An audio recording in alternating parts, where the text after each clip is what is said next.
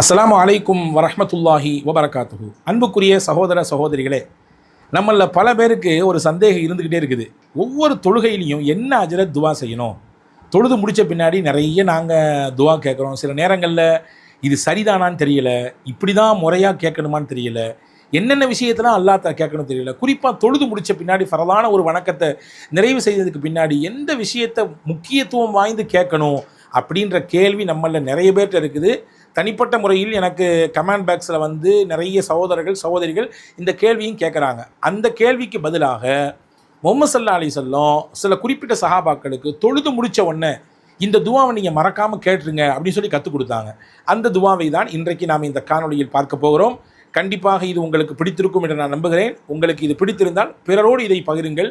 நன்மைகள் நீங்கள் செய்வதை போன்று பிறரையும் செய்ய வைப்பதற்கு இந்த பகிர்தல் உங்களுக்கு மிகப்பெரிய உதவியாக இருக்கும். நாம் எல்லோரும் நன்மைகளிலே கூட்டாளிகளாக ஆகிக்கொள்ளலாம். ஜாமியு திர்மிதி என்று சொல்லக்கூடிய ஒரு நூலிலே, அபூதாவூத் என்கின்ற நூலிலே முஆத் இப்னு ஜபல் ரலியல்லாஹு வழியாக ஒரு ஹதீஸ் பதிவாக இருக்கிறது. பெருமானார் ஸல்லல்லாஹு அலைஹி வஸல்லம் அவர்கள் முஆத் இப்னு ஜபல் ரலியல்லாஹுடைய கையை பிடிச்சாங்க. முஆத் ரலியல்லாஹு சொல்கிறாங்க, ரொம்ப முக்கியத்துவமான சஹாபி, பல்வேறு விதமான மார்க்க ஞானங்களை விளக்கங்களை பெற்ற சஹாபி என்று ரசூலுல்லாவால் அங்கீகாரம் கொடுக்கப்பட்ட சஹாபி. யமன் தேசத்தினுடைய கவர்னராக ரசூலுல்லாவுடைய காலத்திலேயே நியமிக்கப்பட்டு ரசூலுல்லாவே வழி அனுப்பி வச்சாங்க முஆத் இப்னு ஜபல் ரலியல்லாஹு. அந்த சஹாபி சொல்கிறாங்க, ரசூலுல்லா என் கையை பிடிச்சாங்க. பிடிச்சிட்டு சொன்னாங்க, யா முஆத் வல்லாஹி இன்னி ல உஹிப்புக்க, அல்லாஹ் சத்தியமாக உன்னை எனக்கு ரொம்ப பிடிக்கும், உன்னை எனக்கு ரொம்ப பிடிக்கும். அதனால் நான் ஒரு விஷயம் சொல்கிறேன், நீ கேட்கலாமா? நீங்கள் அதை ஃபாலோ பண்ணுறதுக்கு முயற்சிக்கிறீங்களா? நான் உங்களுக்கு ஒன்று சொல்லித்தரனே அப்படின்னு சொன்னாங்க. ஃபலா ததஅன்ன ஃபீ துபரி குல்லி ஸலா, ஒவ்வொரு தொழுகைக்கு பிறகும், கடமையான ஃபரதான தொழுகை ஒவ்வொரு தொழுகைக்கு பிறகும் நான் சொல்லித்தரக்கூடிய இந்த வார்த்தையை மறந்து விடாமல் ஓதிவிடுங்கள். கட்டாயமாக இதை பின்பற்றுங்கள். ஏன்னா உன்னை எனக்கு ரொம்ப பிடிக்கும், எனக்கு பிடித்தமான பிள்ளையாக நீங்கள் இருப்பதினாலே உங்களுக்கு நான் ஒரு சொல்லித்தரணும்னு ஆசைப்பட்றேன். அதை நீங்கள் ஃபாலோ பண்ணணும்னு ஆசைப்பட்றேன். அதை ஃபாலோ பண்ணுறதுனால கிடைக்கக்கூடிய பரக்கத்துகளை நீங்கள் அனுபவிக்கணும்னு ஆசைப்பட்றேன். அந்த உயர்ந்த நிலையை நீங்கள் அடையணும்னு ஆசைப்பட்றேன். அதனால் நான் உங்களுக்கு சொல்லித்தர்றேன், நீங்கள் ஃபாலோ பண்ணுறீங்களாமா அப்படின்னு கேட்டாங்க ஹதரத் ரசூலுல்லாஹி ஸல்லல்லாஹு அலைஹி வஸல்லம். உடனே முஆத் இப்னு ஜபல் ரலியல்லாஹு சொன்னால், யார் சொல்ல கண்டிப்பாக சொல்லித்தாங்க, இவ்வளவு பிரயாசப்பட்டு இவ்வளவு பிரியத்தோடு ஒரு காரியத்தை எனக்கு நீங்கள் சொல்லித்தர போகிறீங்க, அதை எப்படி நான் விடுவேன்? அதை எப்படி நான் சாதாரணமாக நான் கடந்து போவேன்? அதை எப்படி நான் வந்து கேர் எடுத்து செய்யாமல் இருப்பேன்? கண்டிப்பாக நான் ரொம்ப அதை கவனத்தோடு நான் ஃபாலோ பண்ண நபியே, சொல்லித்தாங்கன்னு கேட்டாங்க. அப்போ தான் ஸல்லல்லாஹு அலைஹி வஸல்லம் முஆத் இப்னு ஜபல் ரலியல்லாஹு சொல்லிக் கொடுத்தாங்க. முஆத் இப்னு ஜபலுக்கு மட்டுமான செய்தி அல்ல இது, உங்களுக்கு, எனக்கு, நம்ம குடும்பத்துக்கு, உங்கள் குடும்பத்துக்கு, எல்லா முஸ்லீம்களுக்குமான செய்தி. ஒவ்வொரு தொழுகைக்கு பின்னாடி இந்த விஷயத்தை நீங்கள் கேளுங்க. அல்லாட்ட 3 விஷயத்தை கேட்க சொல்கிறாங்க ரசூலுல்லாஹ்.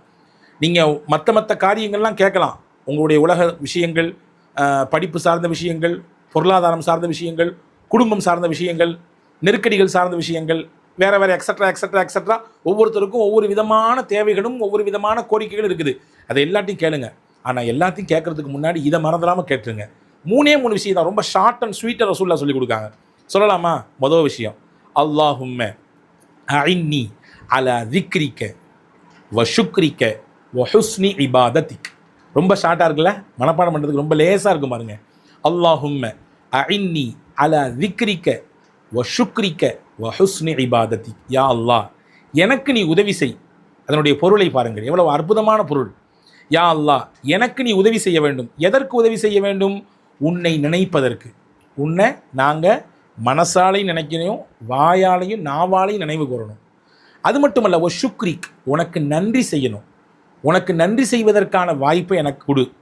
ஒ ஹுஸ்னி இபாதத்திக், உன்னை வணங்கி வழிபட வேண்டும். அந்த வணக்க வழிபாடை மிக அழகாக செய்ய வேண்டும்.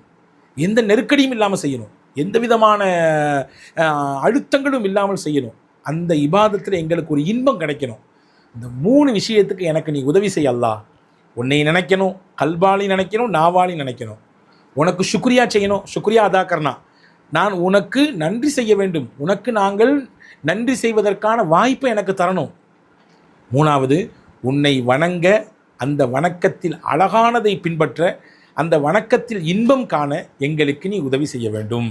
என்ற 3 விஷயத்தை நீங்கள் கேட்க மறந்துடாதீங்க முஆத் என்று பெருமானா ஸல்லல்லாஹு அலைஹி வஸல்லம் சையதுனா முஆத் இப்னு ஜபல் ரலியல்லாஹுவுக்கு பிரத்யேகமாக கற்றுக் கொடுத்தாங்க. எனவே அன்பான சகோதரர்களே, அருமை தாய்மார்களே, நிறைய சகோதரிகள் தாய்மார்கள் என்னிடத்துல கமெண்ட்ஸ் பாக்ஸை வந்து நிறைய பேர் கேட்குறாங்க வீடியோக்களுக்கு கீழே, துவா வந்து டெய்லி நாங்கள் ஒவ்வொரு தொழுகைக்கு பின்னாடியும் வளமையாக ஓதுற மாதிரி ஏதாவது சில துவாக்கள் சொல்லுங்கள் என்று. இந்த துவா கேட்ட எல்லாருக்குமானது, கேட்காதவர்களுக்குமானது. இதை நீங்கள் கண்டிப்பாக மனனம் எடுத்து எழுதிக் கொள்வதற்கும் லேசானது, மனனம் செய்வதற்கும் லேசானது, ஓதுவதற்கும் லேசானது. எனவே இனிவரும் நாட்களிலே ஒவ்வொரு தொழுகைக்கு பின்னாலும் இதை மறந்துவிடாமல் ஓதிவிடுவோம். எல்லாம் வல்ல அல்லாஹ் இந்த 3 விஷயங்களிலும் சிறந்த பரக்கத்தையும் சிறந்த விதமான அந்த நல்ல காரியங்களையும் செய்வதற்கும் இந்த துஆவினுடைய பரக்கத்தை நம் வாழ்க்கையிலே அனுபவிப்பதற்கும் அல்லாஹ் உங்களுக்கும் எனக்கும் எல்லா மக்களுக்கும் தௌஃபீக் செய்வானாக. ஆமீன். வஸ்ஸலாம். அஸ்ஸலாமு அலைக்கும்.